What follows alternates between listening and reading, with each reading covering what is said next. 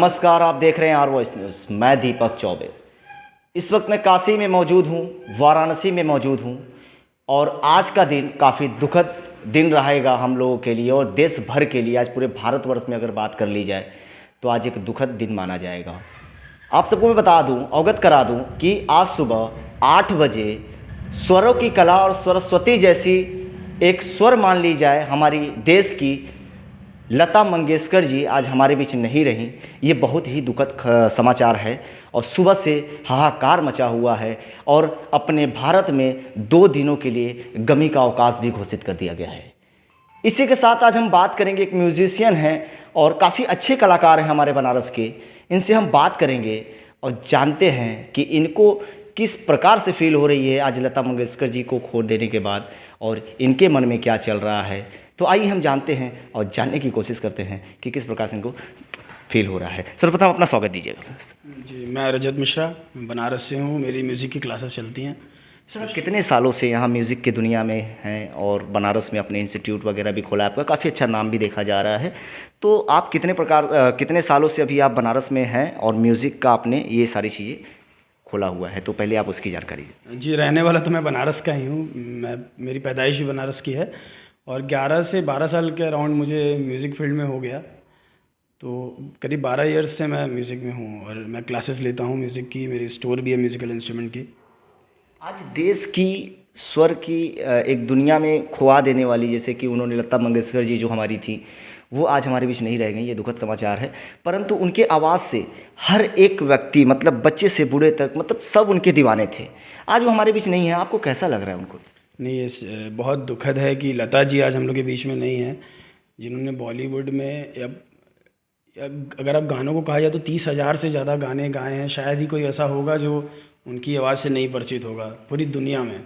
तो वो सबके लिए बहुत, पूरी इंडस्ट्री के लिए के साथ साथ हर उस व्यक्ति के लिए जो कहीं ना कहीं संगीत से जुड़ा था, म्यूज़िक से जुड़ा था, उसके लिए बहुत दुखद है।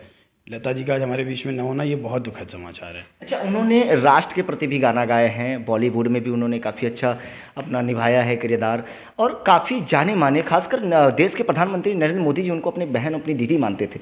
तो काफ़ी दुखद भरा समाचार माना जाएगा पूरे देश भर में। तो क्या लगता है ये म्यूज़िक के लिए बहुत बड़ा झटका हो जाएगा अपने हिंदुस्तान में? जी, बहुत बड़ा झटका है। कोई भी कलाकार जब वो संगीत की शुरुआत करता है, इवन वो वेस्टर्न म्यूज़िक हो या वो क्लासिकल हो या किसी भी प्रकार की संगीत की कोई भी शैली हो, क्योंकि लता जी ने इतने गाने गाए हैं, इतने अलग अलग तरीके के गाने दिए हैं इंडस्ट्री को कि हर कलाकार वो चाहे किसी भी शैली के गाने गाता हो, अगर वो लता जी के गाने सुनता है तो अपने आप में ही वो उनको खुद गुरु मान लेता है अपना।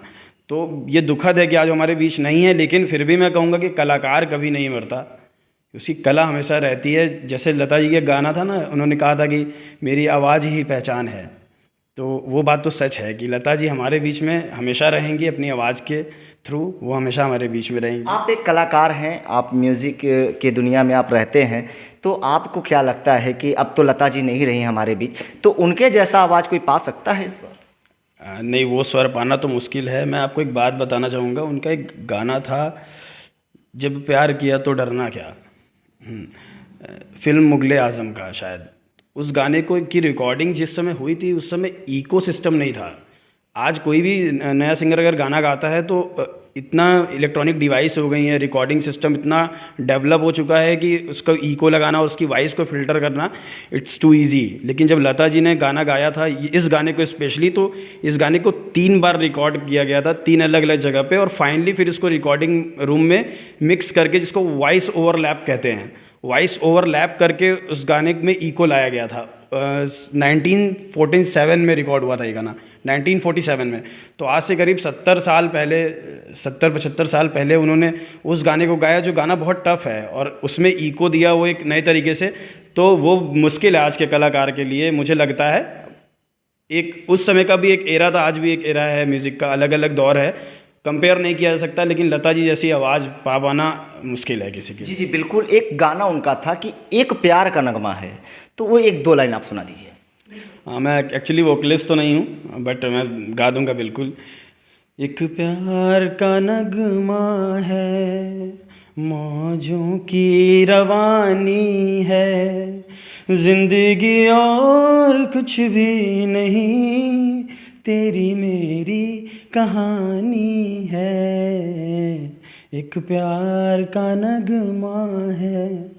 अच्छा, तो एक प्यार का नगमा है और ज़िंदगी में मतलब उनका कहने का यही मतलब था कि कुछ भी नहीं है ज़िंदगी में, बस एक प्यार का नगमा है। तो ये बोल हैं, ये इनके मीठे बोल माने जाते हैं और कुछ लोग उनको दीदी और दादी के नाम से भी जानते हैं। तो ये एक अलग उनका नाम था, अलग एक उनका पहचान था अपने हिंदुस्तान में। जी नहीं, बिल्कुल लता जी की बिल्कुल अलग पहचान थी। वो उस दौर की सिंगर हैं जो मोहम्मद रफ़ी के साथ, उदित नारायण के साथ और ए आर रहमान के साथ, ये तीनों एक अलग अलग जनरेशन के सिंगर हैं के साथ भी उन्होंने डुएट किया है, गाने गाए हैं। तो उनको साथ भी उन्होंने डुएट किया है, गाने गाए हैं। तो उनको हर जगह अलग अलग पदवी मिलती गई। जैसे हम लोग उन्हें माँ मानते हैं, जैसे अगर आपको माँ सरस्वती का स्मरण करना है तो आप लता जी को याद कर लीजिए, अच्छा, साक्षात। तो आज के जनरेशन में, आज की जो युवा पीढ़ी है, उसको आप क्या संदेश देना चाहेंगे? क्या लता मंगेशकर जी के जैसा सोच रखना चाहिए आज की जनरेशन के लोगों को? नहीं, बिल्कुल लता जी जैसे ही रखिए, वो देशभक्त भी थीं, उन्होंने गाने गाए थे। और गाने की सबसे बड़ी बात एक समझ होना। गाने भी बहुत तरीके के होते हैं, उनके हर गाने कुछ ना कुछ मीनिंग, हर गाने की कुछ ना कुछ अपनी मीनिंग थी। तो वो सिलेक्शन करना, फिर वो एक संगीत के परिवार से बिलोंग करती थी। संगीत तो देखिए, संगीत है समझने वाली चीज़, जो जितना समझ सकता है उसको उतना अच्छे से संगीत समझ सकती है। संगीत की दुनिया में पद्मश्री अवार्ड पाई, वो काफ़ी अच्छा नाम है। अगर हर जगह पे नाम देखा जाए तो संगीत की दुनिया में अच्छा खासा नाम बनाई है। तो क्या लगता है कि आगे भी ये नाम बनना चाहिए संगीत की दुनिया में? क्योंकि संगीत पे बहुत ऐसा जनरेशन चल रहा है इस वक्त कि संगीत पे ज़्यादातर लोग ध्यान नहीं देते हैं। तो आपको क्या लगता है कि आप अगर अपने युवा पीढ़ी, अपने भी स्टूडेंट को आप सिखाते होंगे, तो क्या आप उनको आइडियल मनवा सकते हैं? यानी बिल्कुल, हम सबको कहते हैं कि आप लता जी को आइडल मानिए अपना। और लता जी जैसी आवाज़, जो आवाज़ वो हमें दे गई, वो तो हम सुनते रहेंगे। उनके 30,000 से ज़्यादा गाने हमारे पास हैं, बट हमें भी इंतज़ार रहेगा कि कोई आवाज़ और आए जो हम लोग को लता जी की मतलब मौजूदगी फील करा सके। तो जी, बहुत बहुत धन्यवाद। आप सब देख रहे थे, म्यूजिशियन हैं और अच्छे कलाकार हैं, माने जाते हैं काशी में। काशी के युवाओं को काफ़ी अच्छा संस्कार भी देते हैं म्यूजिक की दुनिया में। आप सबको मैं बता दूं, आज का जो दिन है वो काफ़ी दुखद घटना है। और 8 बजे से लेके जो हाहाकार मचा हुआ है पूरे भारत में, करीब 28 दिन का इनका सफ़र रहा है। कोरोना काल से जूझ रही थी, इम्यूनिटी से जूझ रही, तमाम बीमारियां भी थी। उनका उम्र बता दिया जाए 92 वर्ष हो चुका था उनका उम्र। और उसी के साथ साथ जो उनका लगातार जो संघर्ष रहा, और संगीत की दुनिया में अपनी पहचान बनाने वाली लता मंगेशकर आज हमारे साथ नहीं रही। Bureau report, R Voice news.